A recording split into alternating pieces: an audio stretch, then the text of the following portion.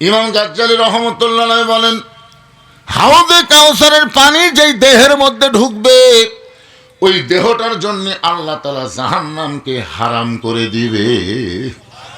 এই হাউজে কাউসারের মালিক আল্লাহ তাআলা অন্য কাউকে দেয়নি, আমাদের নবীকে দিয়েছেন। সুবহানাল্লাহ। কেন কত ভাগ্য আমাদের ভালো। বিশ্ব নবী পাইছি, বিশ্ব নেতা পাইছি, নবীর উম্মত হইছি, আবার হাউজে কাউসারের মালিক আমাদের নবী। হাসর হবে তামার সানি, উম্মত বলবেন পানি পানি। হাসর হবে তামার সানি, উম্মত বলবেন পানি পানি। সেই কঠিন দিনে নবী বিনে, সেই কঠিন দিনে নবী বিনে পানি দেওয়ার সাধ্য কারো নাই। সেই পানিটাই হলো হাউজে কাউসার। জোরে কার সুবহানাল্লাহ।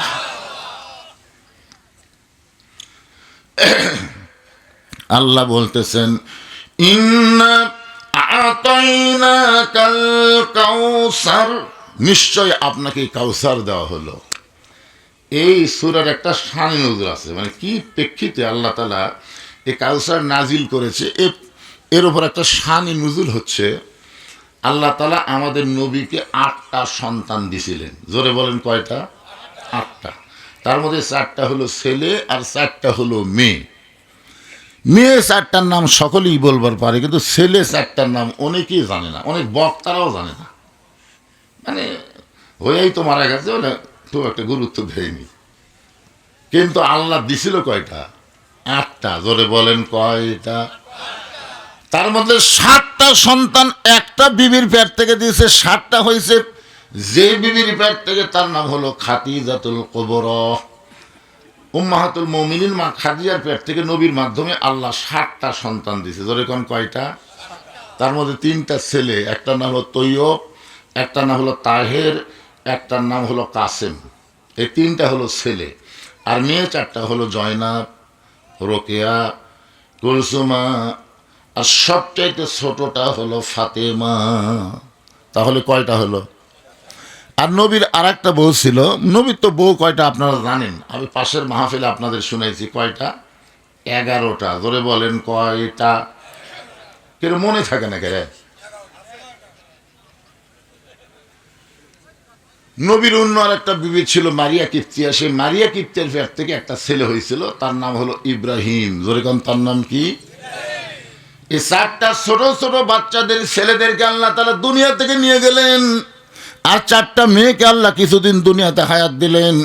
এতে কাফেররা বলা বলি শুরু করলো, আমাদের নবী মরে গেলি নাকি বংশ শেষ, মরে গেলি বংশ শেষ। ছেলেগুলো সব চলে গেছে। যেরকম আমার ব্যাপারে বলে, বুঝুসি তো আজকাল কি করবি, যা করবি কামাই, সব খাবি জামাই। মানে আমার আবার ছেলে নেই, বুঝলেন? 3টা মেয়ে আছে, ওদের ধারণা আমি যা কামাই করব আমার জামাইরাই খাবি। এইরকম কথা যখন এলাকার লোকজন বলা বলি শুরু করলো, তখন আমি যা করলাম কামাই, সমস্ত টাকা পয়সা দিয়ে বানালাম মসজিদ মাদ্রাসা। এখন আর বলে না, এখন যা করি কামাই সব খাই মসজিদ মাদ্রাসায়। আপনারা যারা দাওয়াত দেবার গেছিলেন তারা দেখে যাচ্ছেন, প্রথম 12 শতক, 24 শতক, 45 শতক, সেখানে এখন হয়েছে 235 শতক জায়গার ওপর মসজিদ মাদ্রাসা এতিমখানা কমপ্লেক্স। আল্লামা সাইদি হুজুরের নামেও একটা অডিটোরিয়াম তৈরি করা হয়েছে। মারহাবা। হ্যাঁ, তো আল্লাহর নবীর ব্যাপারে এইরকম যখন বলা বলি চলাচলি শুরু হয়ে গেল, যে বিদায় নেওয়ার সাথে সাথেই তার বংশ বুনিয়াদ মুছে যাবে, নবীর চোখের মধ্যে পানি দেখে আল্লাহ নবীকে সান্ত্বনা স্বরূপ এই কাউসার দান করলেন। জোরে কান সুবহানাল্লাহ। সাহাবীরা বললেন, ইয়া রাসূলুল্লাহ, আল্লাহ তাআলা শুধু আপনাকে কাউসার দান করে নাই, আল্লাহ আপনাকে এমন একটা ডিগ্রি দিল, ওয়ামা আরসালনাকা ইল্লা রাহমাতাল লিল আলামিন। আপনারা বলেন তো, আমাদের নবীর দয়া কম না বেশি? তো সাহাবীরা বলতে যে হুজুর, হাসরের ময়দানে সবাই তৃষ্ণার্ত হয়ে যদি আপনার কাছে পানি চায়, আর আপনি যে দয়ার সাগর, যে তায়েববাসী আপনাকে পাথর মারে রক্তাক্ত করে দেয়, আপনি সেই তায়েববাসীর জন্য ধ্বংস কামনা না করে তাদের হেদায়েত কামনা করেন, আপনার মতন দয়া লুকিয়ে আছে? তা হাসরের ময়দানে খ্রিস্টান, ইহুদি, হিন্দু, বৌদ্ধ সবাই তৃষ্ণার্ত হয়ে আপনার কাছে যদি পানি পান করবার আসে আর আপনি দয়া করে সবাইকে যদি এক গিলাস করে পানি খেলেন, তাহলে এই পানি যে দেহের মধ্যে যাবে সেই দেহের জন্য আল্লাহ জাহান্নাম হারাম করে দিবে। ওগো নবী, আপনি কি সবাইকে হাউজে কাউসারের পানি পান করাবেন? সঙ্গে সঙ্গে নবী বললেন, হাউজে কাউসারের মালিক হচ্ছেন আল্লাহ, আর আমি হলাম বন্টনকারী। সুবহানাল্লাহ। হাউজে কাউসারের মালিককে আরো জোরে। এ বাংলাদেশের মালিককে, আপনাদের মসজিদের মালিককে। এবারে মাইক এরকম চনচন করে কে বাবা, মাইকালে কুটিরে। সব কিছুর মালিককে। বিশ্বাস করে বলতেছেন না তালত পড়ে বলতেছেন? বিশ্বাস করে? মাশাআল্লাহ।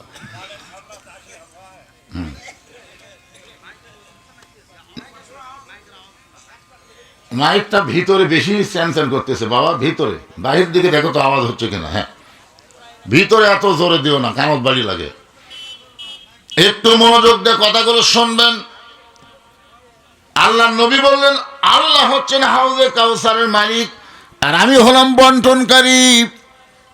আল্লাহ তাআলা আমাকে নির্দেশ দিয়েছেন, ফাসাল্লি লিরাব্বিকা ওয়ানহার।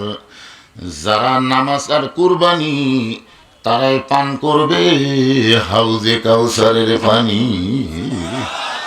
হাউজে কাউসারের পানি পাবার গেলে, পান করবার গেলে দুইটা আমল থাকা লাগবে। কয়টা?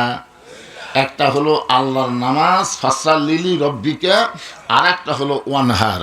একটা হলো নামাজ, একটা হলো কুরবানি। এই দুইটা আমল যারা একসঙ্গে করবে, আল্লাহ তাদেরকে নবীর মাধ্যমে পান করাবে হাউজে কাউসারের পানি।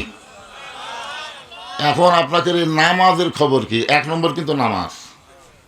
হাউজে কাউসারের পানি তো খাওয়ার জন্য কি মনে করতেছেন? সবার আশা আছে না নাই?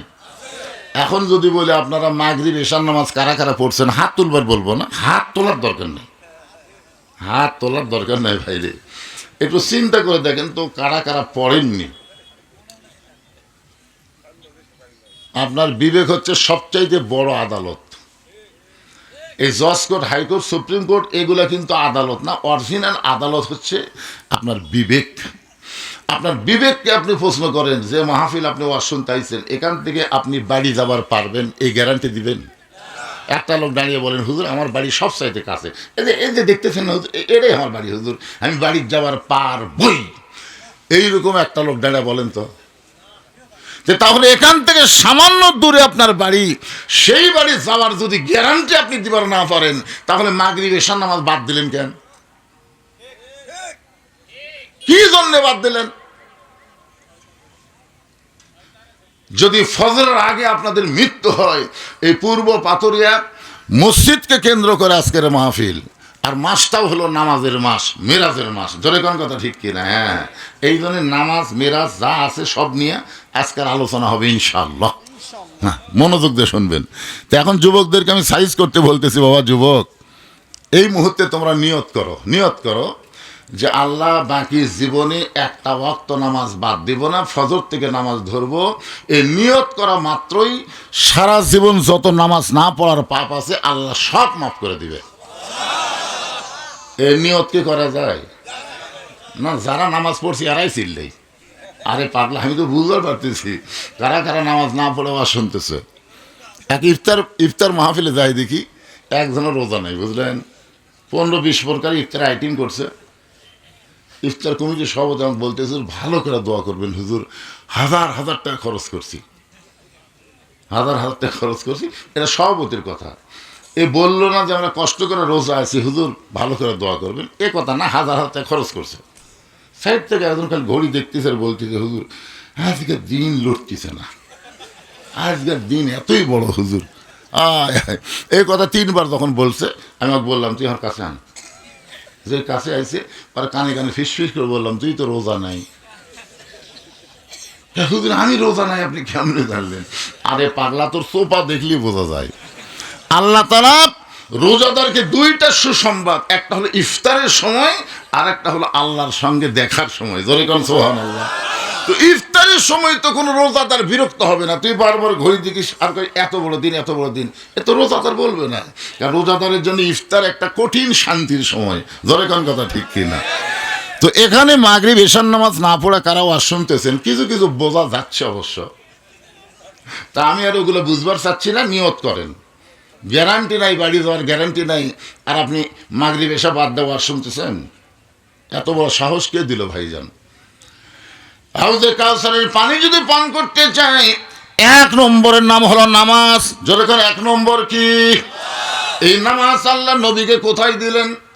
হজ দিলেন দুনিয়াতে, যাকাত দিলেন দুনিয়াতে, রমজানের রোজা দিলেন দুনিয়াতে, কিন্তু নামাজ আল্লাহ নবীকে দুনিয়াতে দেন নাই, নিয়ে গেছেন আল্লাহর আরশে। সুবহানাল্লাহ। আল্লাহ নবী 5 ওয়াক্ত নামাজ পাওয়ার পরে দুনিয়াতে আবার ফেরত এসে সর্বপ্রথম যার সঙ্গে দেখা হয়েছে বুঝলেন, তার নাম হলো আবু জেহেল। জোরে কোন তার নাম কি? সর্বপ্রথম নামাজ পাওয়ার পরে নবীর সঙ্গে যার দেখা হলো তার নাম হলো আবু জেহেল। তা আবু জেহেল বলতেছে, বাবা সন্ধ্যার সময় তোমাকে দেখলাম, নবী বলতেছে তুমি সুন্দর, কিন্তু সকালবেলা তুমি এত সুন্দর। আমাদের নবী যে সুন্দর ছিল এই ব্যাপারে সন্দেহ আছে? আবু জেহেল বলতেছে, বাজান সন্ধ্যার সময় দেখলাম তুমি সুন্দর, কিন্তু সকালবেলা এত সুন্দর, মনে হয় তোমার চেহারা দিয়ে আলো ঠিকরে ঠিকরে পড়তেছে। এত সুন্দর হওয়ার কারণ কি? রাসূল বললেন, চাচা সন্ধ্যার সময় সুন্দর ছিলাম, আর সকালবেলা এত সুন্দর হওয়ার পেছনে কারণ হলো আজকে রাত্রেবেলা আমি কাবার পাশে ঘুমিয়েছিলাম। ফেরেশতা জিবরাইল আমাকে ঘুম থেকে চেতন করার পরে জমজমের কূপের পানিতে ওযু করায়া আমাকে বোরাকের পিঠে করে বাইতুল মুকাদ্দাসের ভিতরে আমি 2 রাকাত নামাজের ইমামতি করলাম। 2 রাকাত নামাজ পড়ানোর পরে 7 আসমান পাড়ি দিয়া আল্লাহর আরশে গেলাম। আল্লাহ পাক আমাকে 5 ওয়াক্ত নামাজ দিল। সেই নামাজ নিয়ে দুনিয়াতে ফেরত আইসা সর্বপ্রথম আপনার সঙ্গে আমার দেখা হলো।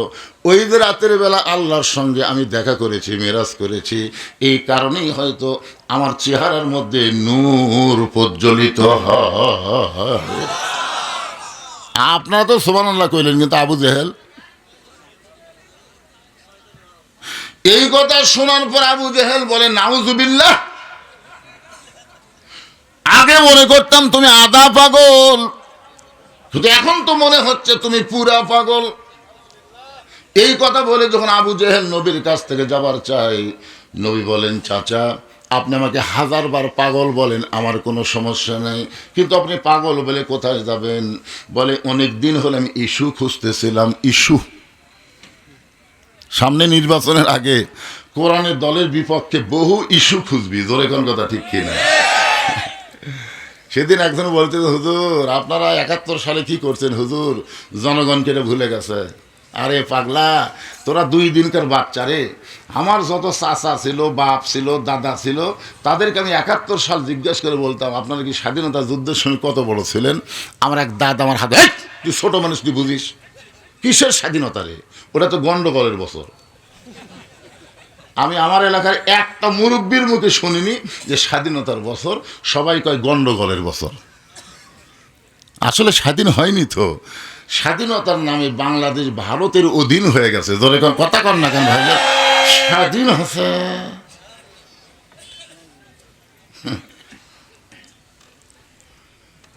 এই জিনিসগুলো আমাদের বোঝা লাগবে, বুঝি না তো। যুবকেরা খালি লাফালাফি করে। 30 লক্ষ মা বোনদের 30 লক্ষ শহীদ হচ্ছে, 30 লক্ষ বলে শহীদ হচ্ছে। আচ্ছা 30 লক্ষ যদি শহীদ হয়, 68,000 গ্রামে কত করে পড়তেছে? প্রতি গ্রামে কত করে পড়তেছে? আমি যেই গ্রামে যেই ইউনিয়নে ওয়াজ করবার যাই, আমি বহু মুরব্বি জিজ্ঞাসা করি যে 71 সালে আপনাকে এলাকায় কয়জন মরিছে? কয় আমার তো জানা নাই। সাইড থেকে একজনকে 2-1 মরতে পারে। তাহলে প্রতি ইউনিয়নে, গ্রাম না, প্রতি ইউনিয়ন 2-4 জন 5 জন করে যদি মরে, হিসাব করে দেখা যাবে 50,000ই হবি না, তার 30 লাখ থেকে হলো। এর গাঁজা খড়ি গল্প কইয়া বাংলার মানুষদের ভুলাইছো। আগামীতে কোরআন যখন সংসদে যাবে, এই বাংলাদেশের কোনো গাঁজা খড়ি গল্প চলবে না। বলেন কথা ঠিক কিনা? এই জন্য আল্লাহ বলেছেন, ইয়া আইয়ুহাল্লাযীনা আমানুত্তাকুল্লাহা ওয়া কুনু মা'আস সাদিকিন।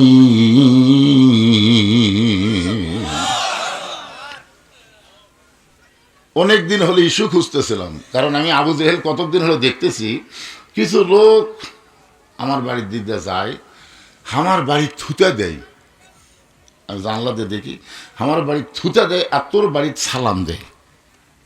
কিছুদিন আমি দেখতেছি আবু জেহেল বলতেছে যে আমার বাড়ির দিকে থুতা দেয় আর তোর বাড়ির সালাম দেয়। আমাকে অপমান করবে, তোকে সম্মান করবে, তোর মতো মানুষ আমার এলাকার থাকবে। আমি বার করার বহু চেষ্টা করতেছি কিন্তু ইস্যু পাচ্ছি না। আজকে ইস্যু পাচ্ছি, তোকে পাগল বানায় আমার এলাকা থেকে তাড়াবার চাই, এই কথা বলে আল্লাহ আবু জেহেল এক দৌড়ে যার বাড়ির দরজায় গেলেন, তার নাম হলো আবু বক্কর। জোরে বলেন নাম কি? আবু বক্করের দরজা দিয়ে বলেন, আবু বক্কর তোমার নবী যে পাগল হয়েছে তুমি কি জানো? যেই মাত্র কইছে তোমার নবী যে পাগল হইতে তুমি কি জানো?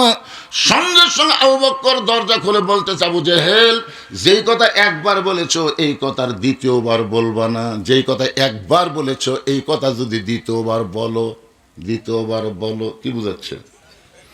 একবার বলেছো এই কথা দ্বিতীয়বার বললে এটাতে কি ধরবি?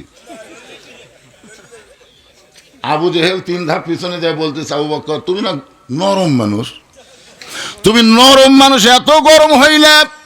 আবু বক্কর বলতেছে আল্লাহর নবীর বিরুদ্ধে কথা শোনার পরে কেউ যদি নরম ভূমিকা পালন করে তাহলে বুঝতে হবে সে আর মুসলমান নাই, সে মুনাফিক হয়ে গেছে।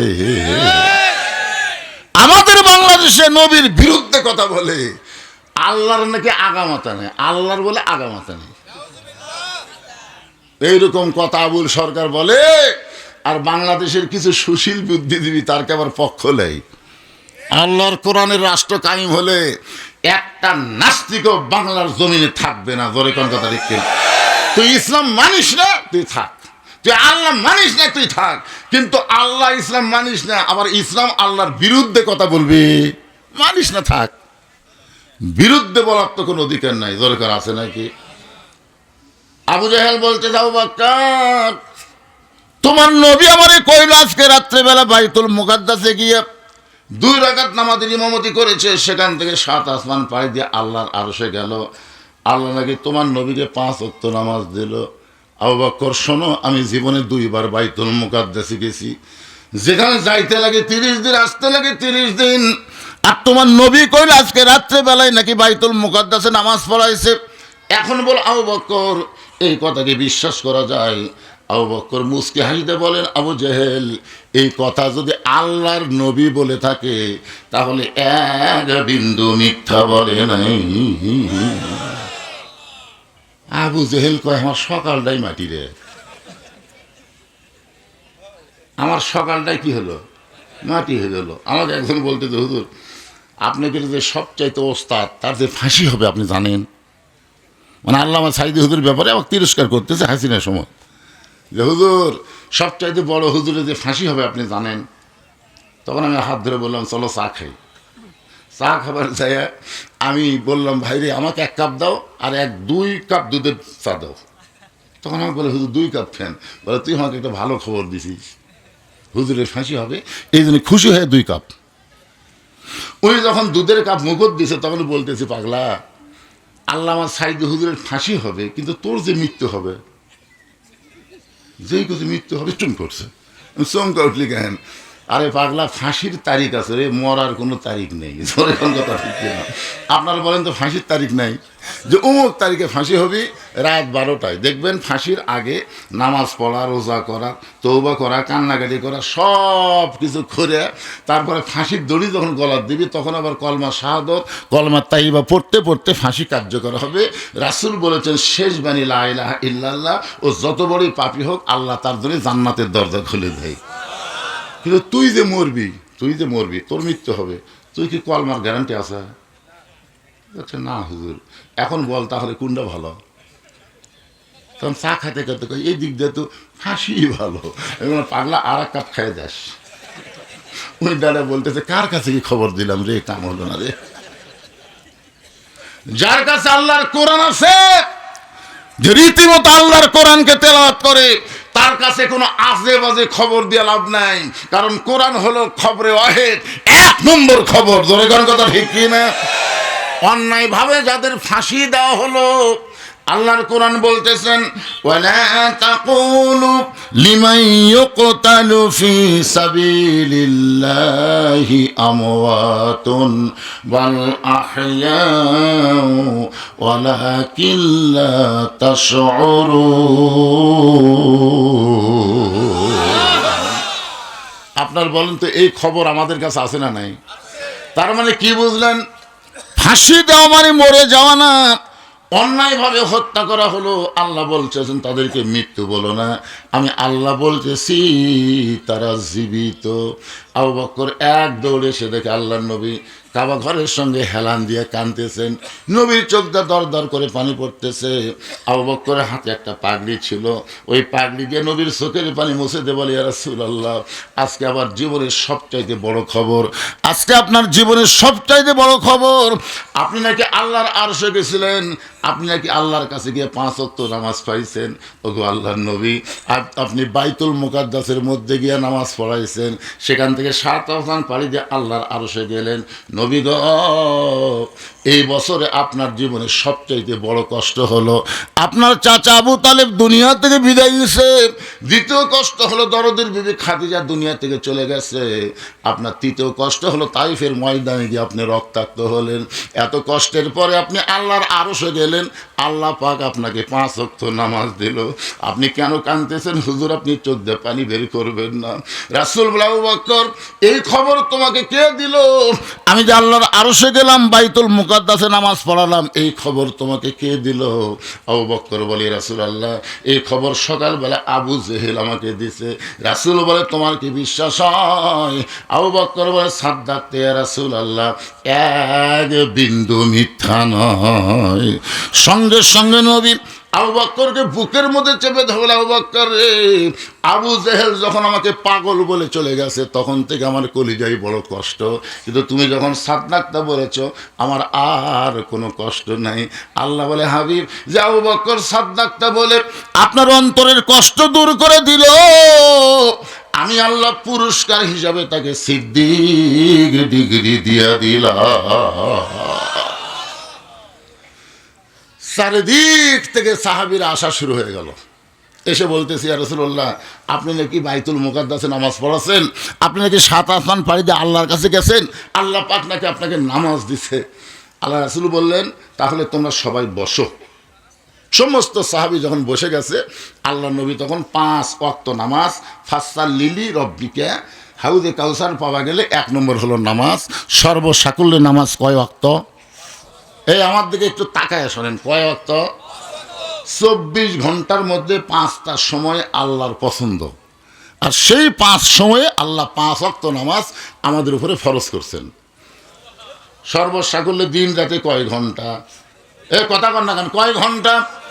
এই 24 ঘন্টার মধ্যে 5টা সময় আল্লাহর পছন্দ। সূর্য উদয় হওয়ার আগে আল্লাহর 2 রাকাত ফরজ নামাজ, সে নামাজকে বলা হয় ফজরের নামাজ। আসলে আল্লাহ সর্বসাকুল্যে 17 রাকাত নামাজ নবীকে দিয়েছেন। কয় রাকাত? 17 রাকাত। এটা কিন্তু আল্লাহর দেওয়া নামাজ, খুব খেয়াল করবেন। এর মধ্যে কিন্তু জুম্মা নাই।